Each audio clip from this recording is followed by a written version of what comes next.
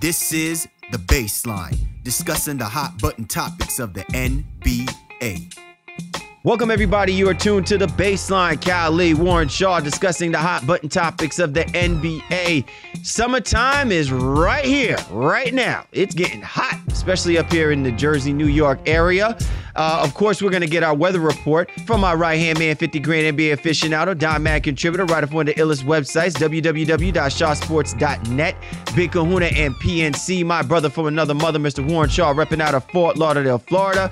Shaw, man, I'm telling you, people are already whipping out the surfboard shorts. What's it like down there in Fort Lauderdale, brother? Well, you know, it stays hot down here in South Florida, man. But salute to all the fans, listeners, NBA Baseline. As always, thank you for tuning in and checking out our show. We have a great show in store for you this week. I'm so excited I can't even talk about it. I'll let man CL do the honors as usual. Oh, well, listen, man. I know things are hot first temperature-wise, but things can always get percolating when you and I are putting together a podcast. Because as we speak, as we say here, we like to do things big, even when it comes to the off season. So, of course, for us to do that, we got to make sure that we put on some people that are going, you know what I'm saying, represent for the baseline. And what better way to do that than by having really one of the more upcoming, more recognizable, definitely someone that you need to watch for this upcoming season. Such an improvement over the last few years. Milwaukee Bucks guard forward Khris Middleton will be joining us in a few moments, and we cannot wait to have him on, as this is going to be a hellified show. We'll also have our segment in the drop. We're talking about the USA men's basketball team. A couple of withdrawals have taken place over the last week or so, and so it begs to wonder, is the U.S. men's basketball team in jeopardy? Shaw and I will break all of that down, and of course, we've got our coveted coast to coast where we discuss the hot button topics that's happening in the association. So we welcome you and yours. Get your headphones ready, download, and get back and listen to what's going to be an awesome show. Of course, you know how to get at my man Shaw at Shaw Sports NBA, or get at me at GameFace Lee. But we always encourage you to get at the show's Twitter handle at Shaw Sports, at NBA Baseline. Of course, download any one of the major platforms for the Baseline. Player FM, Microsoft TuneIn, Stitcher Radio, and also iTunes. And then we're also available on Google Music. So, make sure you go through any one of those. And, I always got to plug this in regarding Shaw Sports. Shaw Sports continues to do big things in the social media world. He is available on the Roku channel. So be sure to check out the Shaw Sports channel, where the Baseline NBA podcast will be uploaded, and this upcoming show and all of our previous shows. So we always encourage you guys to download, listen, catch us on Twitter, catch us on Facebook. Don't be afraid to throw us out comments and thoughts. And we always encourage you to give us ratings and also give us your perspective on what you hear from us, because we definitely like to hear from you. You know how we do, and we are excited to set this off. It is time now for the breakdown. Time to break it down. Time now for the breakdown. Cal Lee, Warren Shaw of the Baseline NBA podcast. And with us this week, and I'm just absolutely excited. My man Shaw knows me. I don't always like to get geeked up because I have to try to keep a professional demeanor with our ability to bring on quality guests. But man, it is always awesome when we're able to bring on professional athletes who love and play and breathe this sport. And one athlete in particular who we've been watching over the last 4 years is becoming now a steady star in the NBA. He is definitely one of the main cogs for this very young, vibrant Milwaukee Bucks team. We have our man guard forward, Khris Middleton, joining us this week. Khris, thanks for joining us with being on with us here on the Baseline NBA podcast. No problem, guys. Thanks for having me. First of all, Khris, one of the things that has really impressed me has been your maturation process through the first 4 years. You started off being drafted in 2012 with the Detroit Pistons, but you really have found a mainstay and a home with the Milwaukee Bucks, especially through a couple of turbulent years. So I just really want to get your perspective. What has been the 3 years so far been for you playing as a Milwaukee Buck? And what's the excitement that you're feeling, given the last couple of seasons where you're now basically inked as one of the young and upcoming teams to be looking for as we move forward into the NBA season? I'm really excited. I'm glad to be a part of the Milwaukee organization. I love the city there. I hope the people love having me there. But we have a lot of great pieces and young pieces out there with this team. From top to bottom, on paper, you look at our team, how long we are, how athletic we are. I think the one thing we're missing right now is the shooting, but that'll come, I feel like. But, I mean, we have a lot of promise. So, I mean, over the next couple of years, we have to try to take advantage of our youth, gain this experience, and try to push. Well, you talk about the shooting, and you're one of the main guys on this team this year. But one of the things that I think I was most impressed with you was your ability to play make this year. An average of career high, I think 4.2 assists this year. What was that conversation like, or how did that role even come about for you? Obviously, MCW is on the team too. Giannis is a capable playmaker. But what happened with you this year where you were able to do so much ball handling and playmaking for the Bucks? It just kind of happened during the season. There's a stretch where the ball was in my hands a lot, and teams were trying to send multiple guys at me. So I just trying to make the right play and find guys, and also just be aggressive. I mean, when I was playing aggressive, trying to score, it opened a lot of things up for my teammates. So I felt like that was just the best way for me to play, just in attack mode, try to score, and then if they throw another defender at me, just try to find an open guy. Khris Middleton joining us here on the Baseline NBA podcast. Khris, the thing that I like about what we've seen so far with this Milwaukee Bucks team is their poise. You guys had a stretch a couple of years ago where, you ran into a very experienced Chicago Bulls team. And even in this particular season, one of the big things that I don't think people have really enough time to kind of take in and talk about was this impressive victory that you guys put on when the Golden State Warriors went on this historic run, this historic streak. And it's interesting because I'm glad we have you on. I wanted to get what the mindset was for you guys, because at that time, I believe the Bucks were kind of struggling, trying to find their own. Was this more about you guys basically saying, we just need to get a win, we just need to feel positive, or was the focus and the direction about, hey, we could be the team that knocks off this historic run that the Golden State Warriors are currently on and really give the fans, Milwaukee, and even the NBA something to really cheer about when it comes to what you guys have been doing over the last 2 years? Yeah, I mean, first it was we need a win in the worst way during that time of the season. We were struggling, like you said, so, I mean, we knew this was going to be a good shot for us to get our confidence going, get our mojo back. And second, I mean, we knew we could be a team that ends that streak for them. So we matched up well with them, and we did. So to get that win at home in front of our fans, it was a great night. So when you talk about, getting a win specifically against that team, and obviously the Bucks struggled a little bit this year, but you had you had a career season. What's that like even for you? Because, from what I've seen and, how you even come across, you really are a team-oriented guy, but you had your best season. So when you're out there and you're putting up those types of numbers and your team isn't really achieving the goals that they had expected for themselves, especially off of the great season last year, how did you really manage your own expectations and in dealing with some of the pitfalls that the Milwaukee Bucks had this season?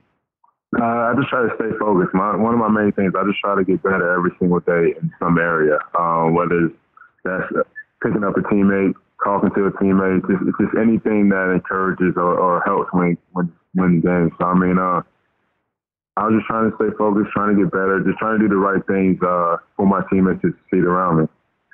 Khris Middleton joining us here on the Baseline NBA podcast. When you look at this season altogether, Khris, what is the one thing that you took from this that's really a positive, given the fact that the Milwaukee Bucks kind of fell short? You made it to the playoffs the year before. This year, you didn't make the playoffs. And, most teams could probably look at this as being a disappointing season, but there were still some good things on the back end, the second half of that season, that you can definitely hang your hat on. What are the things that made you feel good about what you guys went through this year that's going to help you move forward into the offseason and into going into the 2016-2017 season? I think the experience we got, we had a lot of guys, a lot of our older guys were hurt. So the young guys, they got key minutes for us late in the season, and they helped us win games. So that was the main thing. I think just getting that experience is something that we needed. My first year in Milwaukee, we were terrible. But, I mean, the guys that played, we got a lot of experience, and it helped us the next year because we made the playoffs. So just that, and then also, I mean, what else I say? Just the way we need to play. We're an up and down team, pick and rolls, rolling, just trying to drive and take, just moving the ball from side to side instead of playing so much isolation basketball like we were at one point. We have so many guys that have so many mismatches that we just stuck to that a little too much, got stagnant on the offensive end. I think that got us in trouble. We're a much better team when we get up and down. We get stops, get rebounds, steals, and then just try to push the tempo up. So listen, I'm going to jump into some, some team chemistry things here with you because again, I think, you might have taken the leadership role, but I think still Giannis probably gets a little bit more publicity, because of his size and length and everything like that. The addition of Greg Monroe from an analytical standpoint didn't really seem to work to the Bucks' benefit to some degree. What is it one thing that you can point to? I mean, you just mentioned a little bit of the isolation of basketball, but was there any type of, just roster fits that didn't work out for the Bucks this season, or was it just something that, it just wasn't your year? I don't think it's just out of year with the injuries. We just can never get in a groove with our starting five and our bench together. We can never get that set rotation where guys knew where their minutes were coming, how they're going to get it, and then we were just never in rhythm. I felt like I think basketball is a rhythm sport for most guys as well, especially me. So we can never find that groove and rhythm to play the game. Khris, to follow up on Shaw's thought and question, and you brought up, pretty excellent point of really within the assessment of what you just said. One of the things that I think is really being looked at is that 2-guard, 3-guard position. And one of the things that I think is really improved in your play is also, not just what you bring to the court offensively and what you've done improvement wise, but also defensively. And when you look at guys like Klay Thompson, you look at guys like Kawhi Leonard, and now that Paul George is back, especially from that horrific injury, there's going to come a point where, your gameplay is going to be translated between not just what you do offensively, but what you do defensively. Can you talk a little bit about how that's working out for you and where you feel like this is going to help you and with this Milwaukee Bucks team continue the efforts that you guys have done the last 2 years? Because defensively, you guys have always been a top 10 team. You've prided on great defense, and a lot of it is spearheaded by your play at that position. Yeah, I mean, it starts for me on the defensive end. I have to be the guy that goes out there and guards the best player on the other team. Communicate all their assignments. Make sure guys are in the right rotation. So I take huge pride in that. My team needs me to do that every night, and also just try to be aggressive and score and make plays on the other end. But last year we took a step back on the defensive side also. But the guys, we got a lot of experience together. Just playing through the mistakes that we had, late game scenarios. Hopefully it will definitely help us and help us next year get to where we want to go.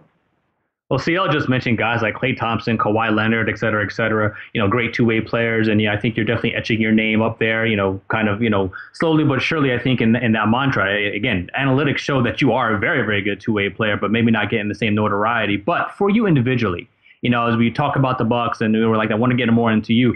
When you're going into NBA matchups and some of the season that you had this past year, who are some of the guys where you're like, you really have to gear up for when from a defensive standpoint? Go ahead.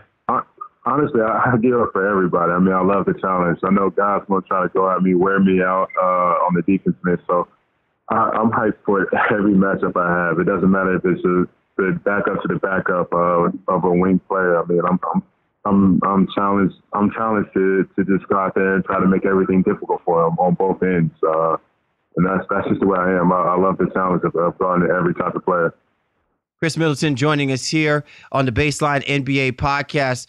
Khris, let's go ahead and let's transition right now into, what the perceptions have been regarding, this NBA season. A couple of years ago, you guys, quote unquote, could have been considered as like the Cinderellas, because I don't think anybody anticipated the kind of year that you guys had, a couple of years ago. And what I think tends to happen is that there's this quick admiration and expectations being given. And sometimes even with the teams that have shown signs of vast improvement, there's going to be, a couple of obstacles that, along the way. Other teams can actually, get better through free agency or whatever the case may be. For you and what you believed and what you saw this year, how do you assess what you saw so far throughout the NBA, the historic run with the Golden State Warriors, the San Antonio Spurs and their home winning streak, the Cleveland Cavaliers and the run that they've had? What do you kind of look at holistically as a player in regards to this kind of NBA season?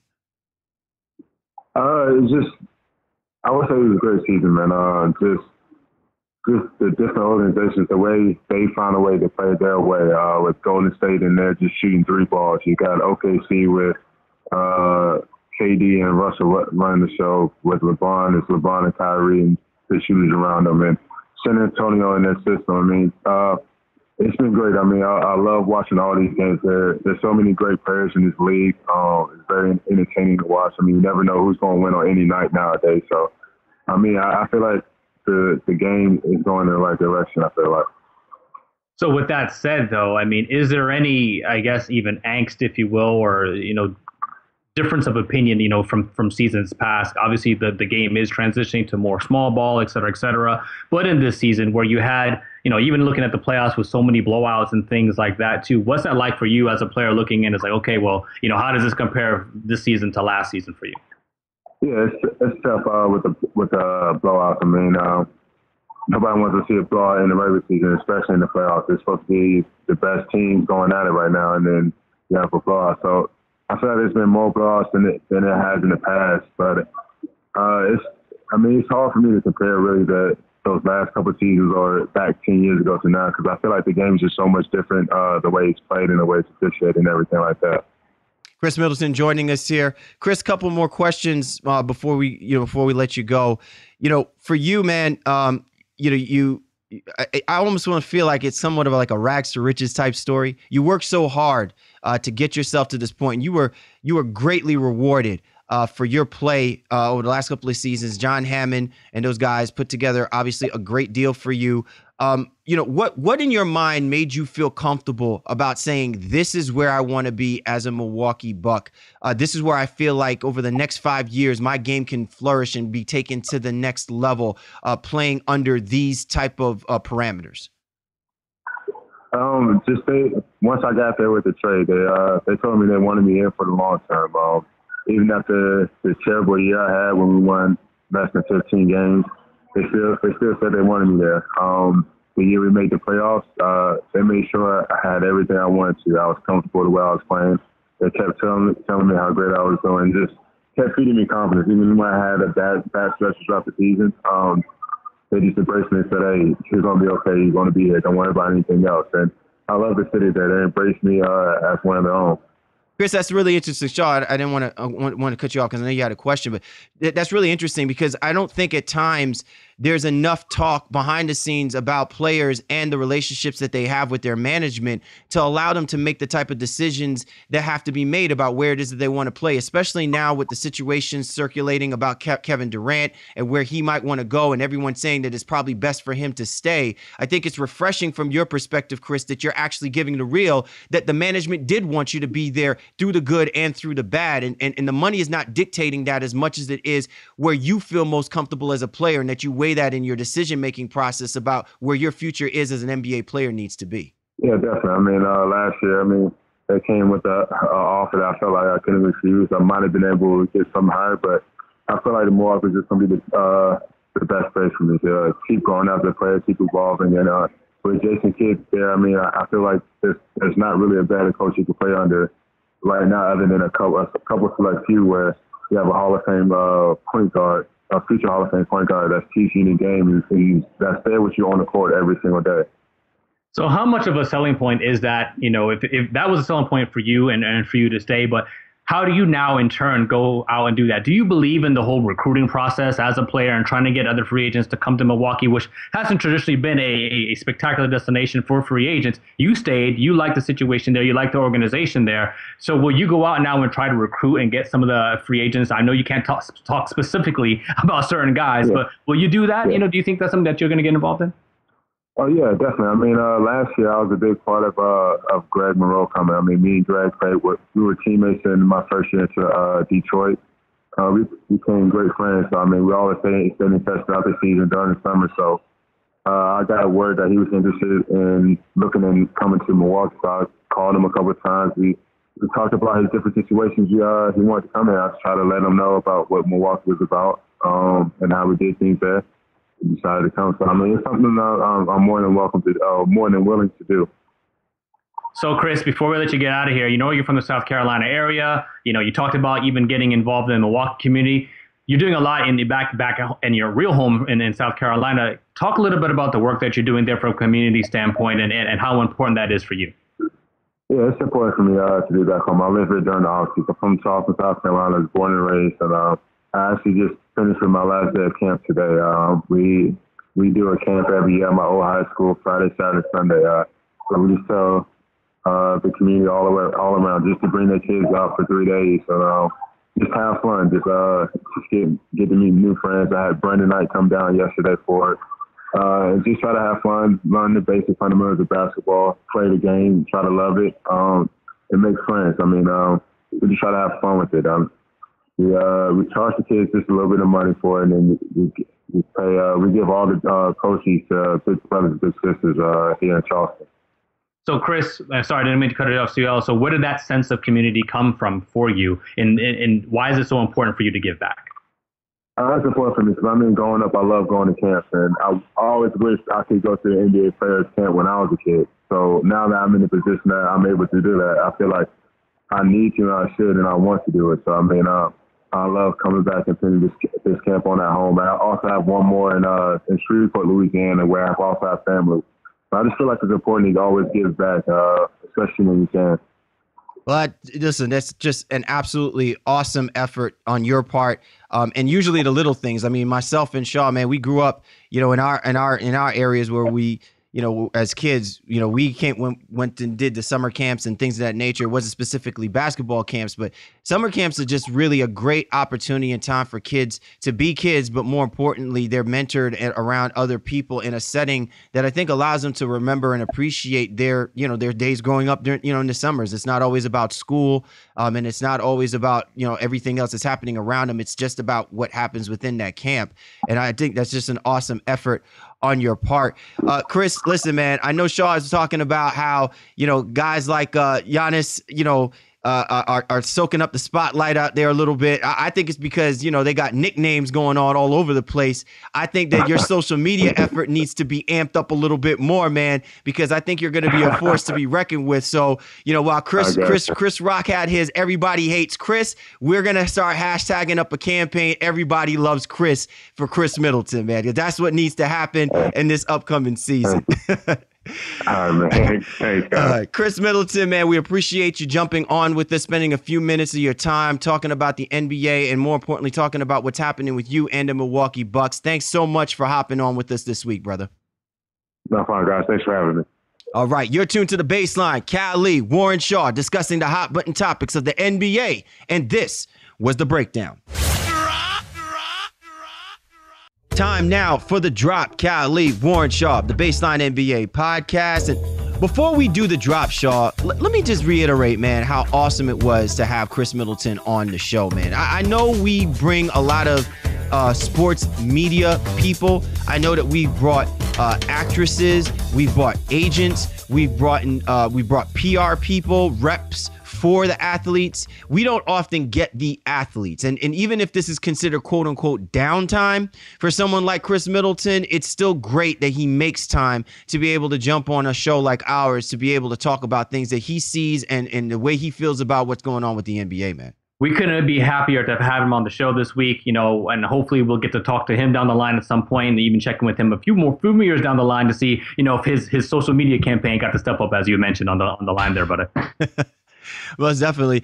Shaw, before we jumped on the show and we had the opportunity to speak with Khris Middleton, we were talking about it between ourselves, man. He was drafted in 2012. And I'd said to myself, I wonder what would have happened if Khris Middleton was being coached under Stan Van Gundy, because his skill set to me would have definitely been catered to what Stan Van Gundy would have wanted in a guard forward type position. The fact that his ability to shoot the ball can vastly improve. I think that he's a quality defender. He definitely has length, and now he's showing that he's a playmaker as well too. So to me, it would be interesting because he was drafted by the Detroit Pistons, and clearly the Pistons rolled the dice in their efforts as far as the trade with Brandon Knight and Brandon Jennings. But to me, I look at that situation and I say to myself, man, if you're a player, he could have basically looked at that and kind of shunned it, or kind of taken it as, like most guys take it as a chip on their shoulder. He looked at it as another opportunity for him to go somewhere and really mark his name, kind of mark his path, so to speak, and what he wanted to be in the NBA. You have to credit the Milwaukee Bucks organization for making that move, if you will, and understanding that he was a talent that could potentially grow into be a contributing player and now even kind of a feature player on their roster. Especially even you look at it now with the success that they've had in terms of the draft with Giannis, Jeopardy, and even getting Greg Monroe to come over there, that he's still standing out on that team with even with all that talent on there. Very underrated. Just he seems to be a low key guy. Like I said, it was a pleasure to have him on our show.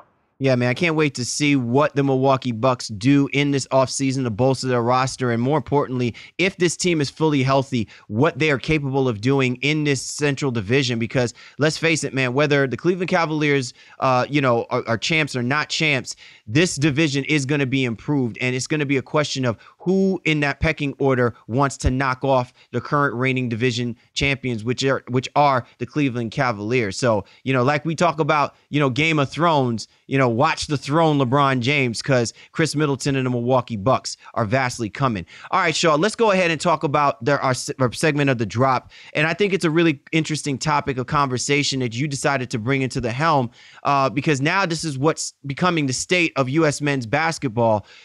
It's a foregone conclusion that ever since they've allowed NBA professional athletes to participate in the U.S. men's basketball program, to play in the Olympics, the U.S. men have resupplanted themselves as being the dominant force in that sport. They go out, they get gold. Anything less is a complete disappointment.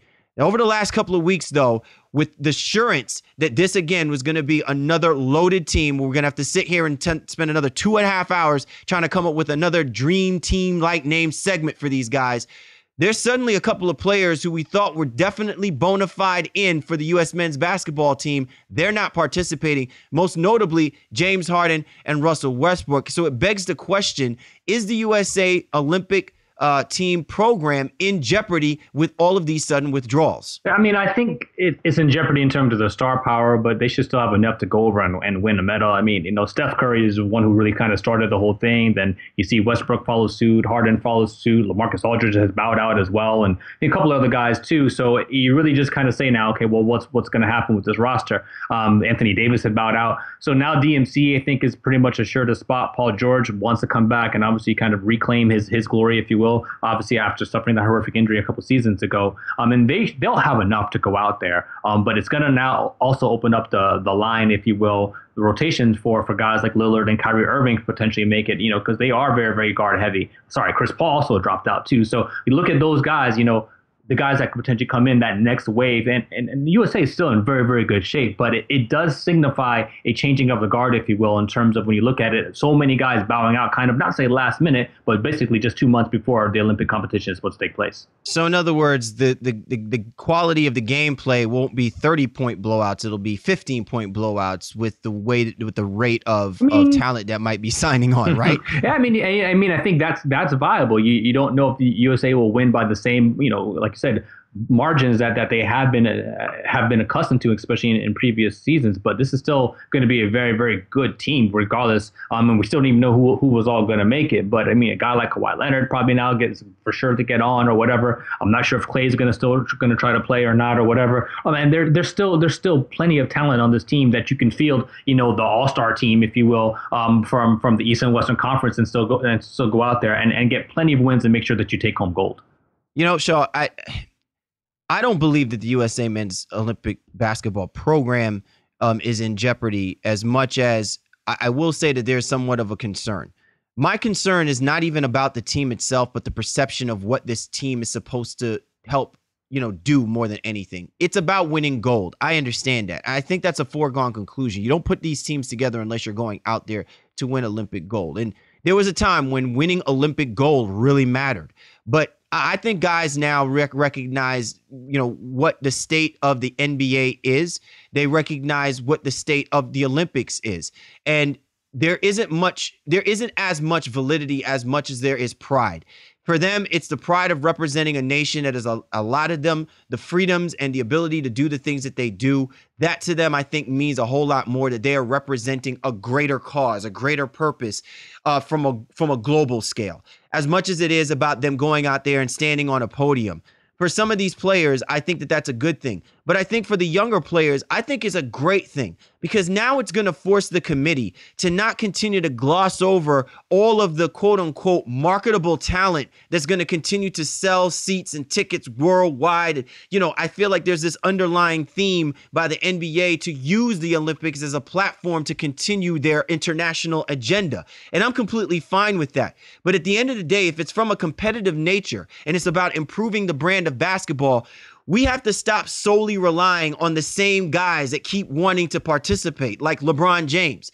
You mean to tell me that we cannot put somebody in there instead of LeBron James and still have as equal a shot with the opportunity to win the U.S. Olympics? Because we've seen what happens when guys like LeBron, Carmelo Anthony, Anthony Davis, Kevin Durant, Russell Westbrook, when they go out there and they participate in these type of programs, they come back, they take that winning experience and they push that agenda in their own teams and the organization, and it elevates the NBA. And I think at times we become complacent on solely relying on the same guys within the next 8 to 16 years, for, so to speak, that's defining what the USA men's basketball team is. And we're not giving the younger guys who are showing up, who are becoming budding superstars, enough opportunity to take that experience and bring it back to elevate the game for the NBA. Well, there's no doubt it's a showcase for the NBA and USA in general to go out there and, again, push that agenda, if you will, and show you, okay, we are still the most dominant.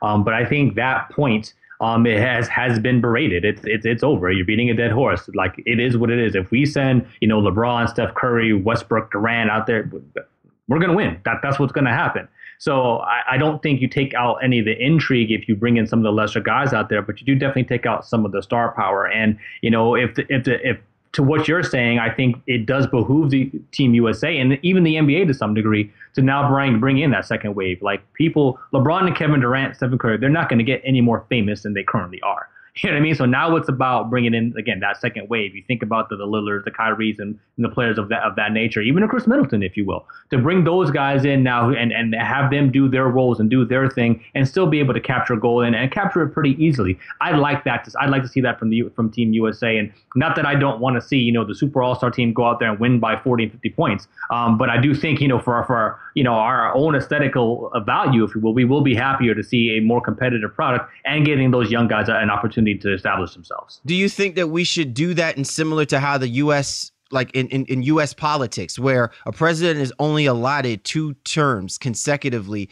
to be the president of the United States? Should we have something similar to that for USA men's basketball, where you're allotted 2 terms to play USA men's basketball? I mean, look, how many gold medals does LeBron James truly need? I mean, quite frankly, I think all he needs is 1. I'm not saying that it's not great to have more than 1, but you're not going to amass as many medals as Phelps. You're not going to amass as many medals as what's the sprinter's name? Gay. You're not going to amass those guys. Their quote unquote, their pinnacle of success for them is winning Olympic gold, because that stage is set for them in those particular venues, in those particular in those genres of sports. But basketball, the pinnacle for men in basketball is winning an NBA championship. Winning USA gold is, I'm not trying to demean or demoralize or even play down the fact that winning gold isn't important. I'm just saying, for a lot of these guys, and even you can even ask the Dream Team guys,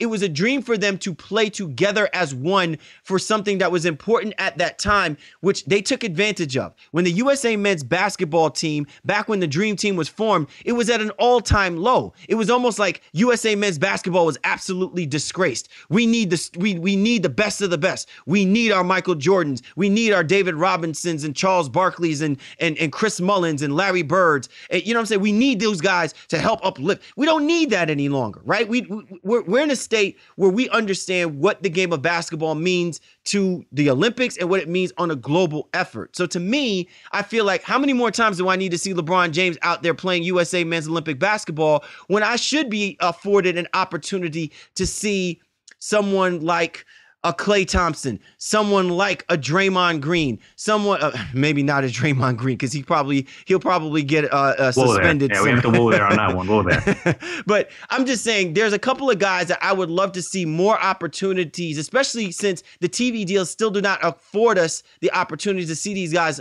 on a continual basis, except in certain times during the season at night or during whenever the schedule allots it. But they're playing on a bigger stage, a bigger opportunity that's giving them more opportunity to shine. I would like to see that. So that, to me, I would like to probably see that, you get a 2-term limit. You play in 2 Olympics, you're done. You don't need, I'm even all for these guys coaching the younger generation guys. You don't necessarily have to be on the basketball court to still have an effect and to still have a globalizing, effect on what's happening with USA men's basketball, Olympic basketball, and the game of basketball globally. Well, I mean, that's a very, I think, unique perspective because, there are some who feel very passionate about it and are very patriotic and want to be able to go out there multiple times. And then when you put a limit on it, then remember, this is still a selection process. So they've gone to where they'll bring in 24 to 30 guys or whatever it is and kind of have a mini camp and then whittle it down. So you kind of know, okay, LeBron's always going to make it. Durant's always going to make it. Steph Curry now is always going to make it if they're going through that process. And then some of those other spots become, arbitrary, if you will.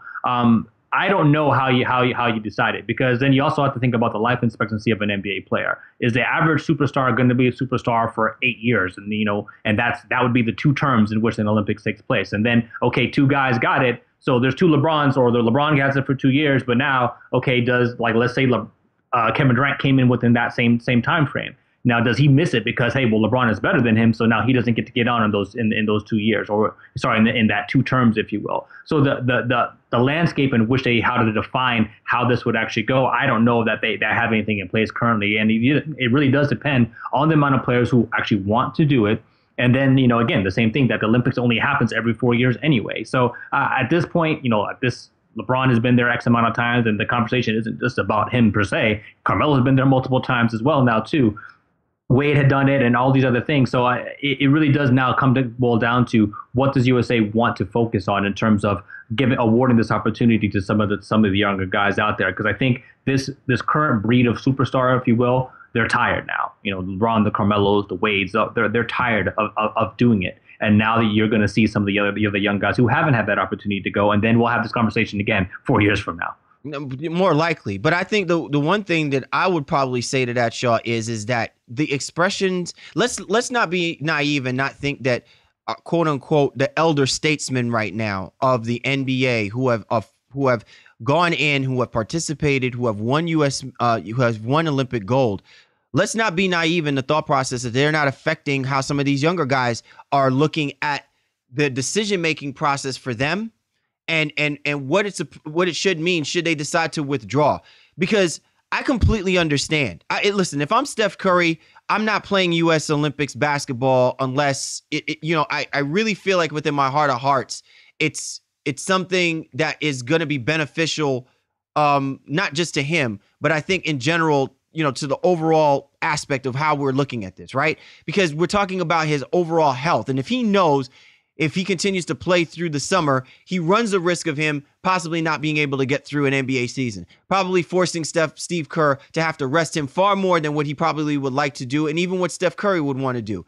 And then you have the same situation with guys like Russell Westbrook and guys like Kevin Durant. They don't want to run the risk of running themselves down because of a once every 4 year opportunity. But to me, and part of that mentality, I think, is going to also have an effect on the younger guys, because basically what we're saying is that you guys really have the choice. You can play or not play. And at the end of the day, if you're giving them that freedom to make that type of choice, well, then you're minimizing the importance of doing this once every 4 years or once in a lifetime. Because to the NBA basketball player is it really that important to me, even though I know it's once every 4 years? I mean, for them, once that starts sneaking into your head, who knows where their thought process is? And we're not there where the PR people are going to spin it in a certain kind of way that it's more health reasons or anything like that. I'm just saying that for young players, because the trend now is that the power is within the player, it tends to now have us put in play the question about the validity of winning U.S.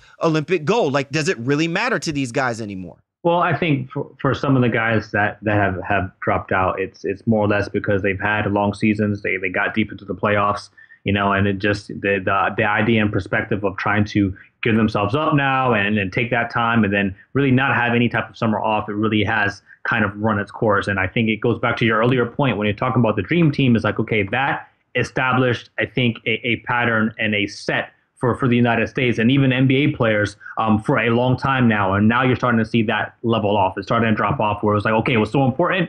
Now it's not as important anymore because that established dominance is back in place. But to your point, though, Shaw, real quick, but to your point, look at Manu Ginobili and Tony Parker. They had been participating with their respective national basketball teams like every single year up until the last 2-3 years maybe or something like that. Or I think even like last year was the first time like Manu Ginobili, and I think did Manu say that he is going to actually play for the Argentinian national basketball team? I'm just saying that like the international basketball players had no problem. And the San Antonio Spurs have been in the playoffs every single year, right? For the last 20 years, basically. So that's what I mean. It's kind of weird. It's kind of awkward because to the international basketball player, they don't shun from that because in international basketball, that's important to them. But to U.S. men's basketball, I guess because we've got it in their heads that they have the power to choose, that it's easy for them to say, no, I don't feel like doing it. And if you're expecting young guys who are looking at the landscape of how the NBA is, which is being dictated by the elder statesmen, they may be thinking the same thing. They'll be like, you know what? It's really not that important to me at this moment. Maybe it'll be important to me 3-4 years down the road, and I'll decide to go ahead and do it then. And I'm confident that my game should be where I should be a part of that selection process. Well, maybe, and I don't know. Maybe it's some guys. I know Lillard didn't want to go 1 year because he's like, oh, they're inviting 30 guys. There's only X amount of guard spots there. So I know I'm not going to even be bothered. And now he probably gets bumped up. And if he chooses to attend the camp, then he's pretty much assured a spot, if you will. So some of it now has become, because the process was like, hey, they were going to take 12 to 15 guys, and you knew that was it. And then it became, okay, well, now we're going to have a mini camp, and 30 guys are going to compete. And is like I said, the whole process has changed over the course of the years, and it's graded on some and has been beneficial to others. And it definitely favored those quote unquote super elite players as opposed to the nice players, the all-star players. And now you're going to see that trend kind of change a little bit. So, it'll be interesting to see what happens, when we get to the Olympics time and we head out to Rio and see what team is actually fielded out there and how people respond to it from an international perspective. But as always, we'd love to hear everybody else's perspective on this as well. Do you guys think that Team USA, is headed for a downfall and that the recent trend of all these players backing out is something that Team USA needs to be concerned about? Love to hear your thoughts on that, folks. Yeah, definitely, man. So when my man Shaw posting on there, we definitely want to get your feedback here. So be sure to go at NBA Baseline and tweet us with your perspective, what your thoughts are with regarding this intriguing topic. Let's just put it like this, Shaw. I think the USA men's basketball team is going to be absolutely fine as long as we are basically shouldered by the broad shoulders of Mr. DeMarcus Cousins. Boogie Cousins. Boogie for president, baby. Boogie for president. You're tuned to the Baseline. Cali, Warren Shaw discussing the hot button topics of the NBA. And this was The Drop. Coast to coast. Time now to go coast to coast discussing the news in the association. You ready to rock and roll, Mr. Shaw? Absolutely, man. Let's ride. All right. Mike Brown and Ty Corbin have been rumored as replacements for Luke Walton in the assistant head coaching position for the Golden State Warriors. Are you liking the idea that you're going with two defensive-minded people to complement probably one of the more innovative and offensive minds in Steve Kerr? Well, it just goes to show you the Warriors are always thinking, in the midst of the playoffs, they know Luke Walton is out of there, so they're going to go ahead and make sure that they can shore up that, that associate head coaching position. And Corbin and Brown definitely, I think, as are probably best suited as number two guys. Really, no offense to them in general, just hasn't really worked out for them as a head coach. I think going to the Golden State Warriors, whichever one, if it does come to fruition, is going to be a big move for both them as individuals and as obviously for the Warriors themselves. Yeah, I like the idea of Mike Brown and or Ty Corbin being thrown in the hat And, listen, we've seen situations where head coaches like Steve Kerr have suffered surgeries or injuries in the offseason, which has kept them off of the sideline during the course of the year. And you want a comparable head coach or quote unquote assistant head coach to assimilate a head coaching like type mentality to be able to keep these guys on an even keel. And we saw how effective that was for not just Luke Walton, but also the Golden State Warriors in the historic run. Out in Washington, Tony Brown is being named as one of the, or is expected to be one of the top assistants for the Wizards, especially under the helm of Scott Brooks. Are we liking that move? Yeah, I think so. I mean, Brown did a decent job, before, as an interim coach there in Brooklyn, and now he's going to go over to Washington and help them shore up their issues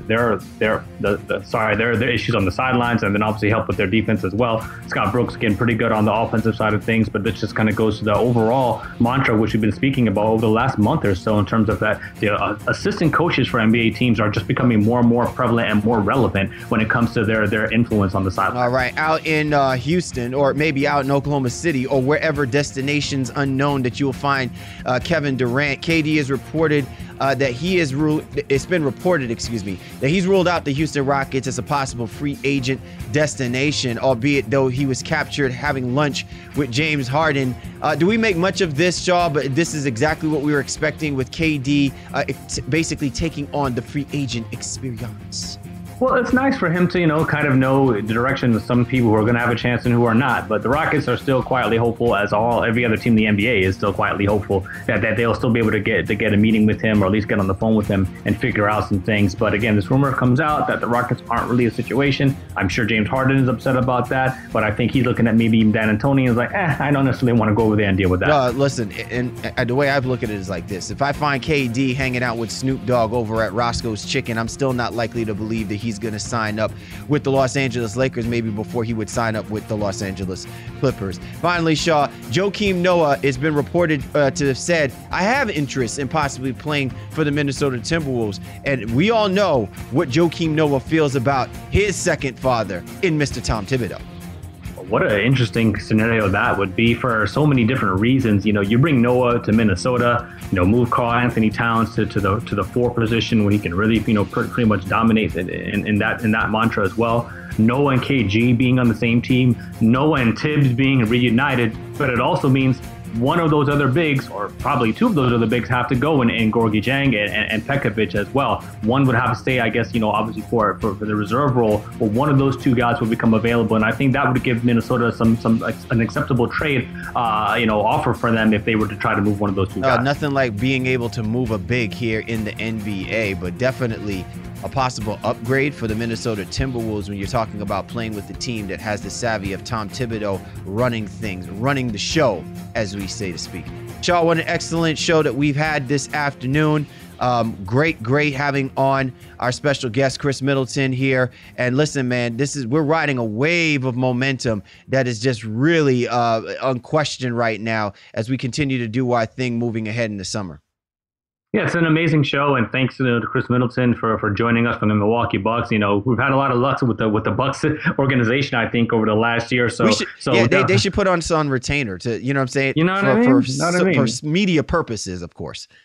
Good publicity for them, but obviously he enhanced our show so much, with some great takes on his situation and how the current NBA is as well. And I just, I want to thank him and his agent definitely for setting this up. And another great show, man. Kudos to you and kudos to all the listeners tuning in. Make sure you give us a rating because this was another great gem. This was an amazing show by the NBA Baseline. Most definitely. So for the Baseline, Cal Lee, Warren Shaw, we appreciate you guys. Continue to tune in to the Baseline NBA podcast. However, and whenever you can, as we always say, download and discuss. For the Baseline, Cal Lee, Warren Shaw, we appreciate you guys, and we'll catch up with you next time.